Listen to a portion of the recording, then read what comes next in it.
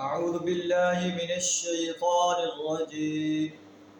بسم الله الرحمن الرحيم. حاميم عين سين قاف. كذلك يوحي إليك وإلى الذين من قبلك الله العزيز الحكيم. له ما في السماوات وما في الأرض وهو العلي العظيم. تكاد السماوات يتفطرن من فوقهن والملائكة يسبحون بحمد ربهم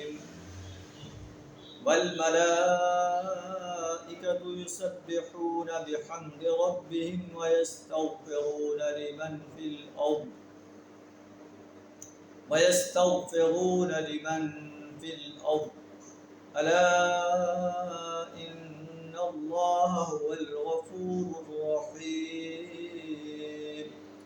صدق اللہ العظیم. سورہ الشورى آیت نمبر 5 آپ کے سامنے تلاوت کی.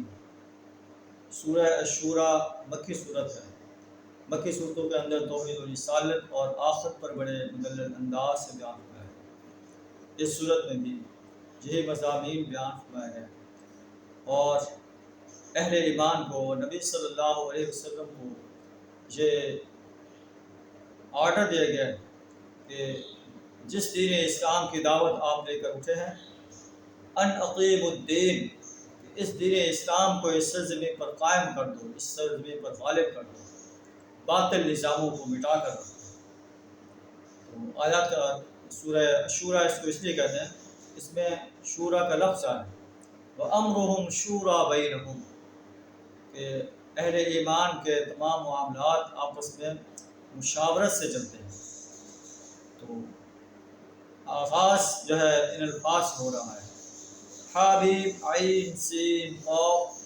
كذلك يوحي إليك وإلى الذين من قبلك، اے نبی صلی اللہ علیہ وسلم اسی طرح اللہ غالب و حکیم تمہاری طرف اور تم سے پہلے گزرے ہوئے انبیاء کی طرف بحث کرتا رہا ہے. اللہ العزیز الحکیم، جو غالب ہے، حکمت والا ہے، برتر ہے. لہو ما فی السماوات و ما فی الارض، آسمان و زمین کی ہر چیز اللہ کے لیے. وہو العلی العظیم، اللہ بلند ہے اور بڑی عظمت والا ہے. انسان جو چھوٹی چھوٹی زمینوں کا، کوٹھیوں کا، کاروں کا، محلات کا مالک بنایا گیا ہے، یہ عارضی مالک ہے. اللہ جب چاہے گا اس سے اس ملکیت کو چھین لے گا، دوسرے انسانوں کو اس کا وارث بنا دے گا. اصل وارث اللہ کی ذات ہے. لہو ما فی السماوات و ما فی الارض، آسمان و زمین میں جو کچھ ہے اللہ کا ہے. وہو العلی العظیم، اور اللہ بلند ہے، بڑی عظمت والا ہے. تکاد السماوات یتفطرن من فوقہن، قریب ہے کہ آسمان ان کے اوپر سے پھٹ جائے. والملائکۃ یسبحون بحمد ربہم، اور فرشتے اللہ کی حمد کے ساتھ اس کی تسبیح کر رہے ہیں.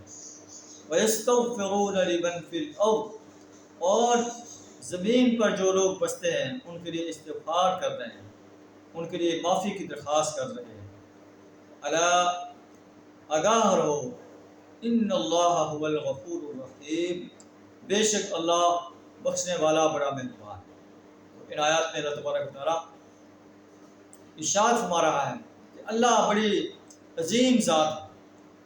ہر چیز جو زمین و آسمان کے اندر ہے اللہ اس کا مالک ہے.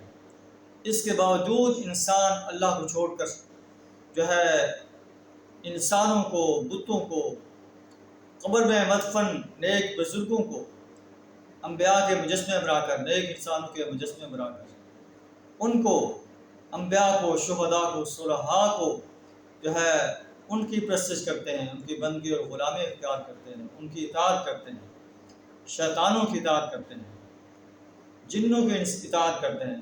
یہ کتنا بڑا ظلم ہے جو اپنے اوپر جو ہے وہ کر رہے ہیں. اتنا ظلم ہے کہ ہو سکتا ہے کہ آسمان پھٹ جائے. تو فرشتے اللہ سے درخواست کرتے ہیں کہ اللہ ان کو معاف کر دے، ان کو اور مہلت دے دے، شاید یہ سمجھ جائیں۔ الا ان اللہ هو الغفور الرحیم، اگارو اللہ بخشنے والا بڑا مہربان ہے۔ اللہ سے دعا کریں ہمیں توحید و رسالت پر پختہ یقین رکھنے کی توفیق عطا فرمائے، یوم حساب کے لیے تیاری کرنے کی توفیق عطا فرمائے۔ صدق اللہ العظیم۔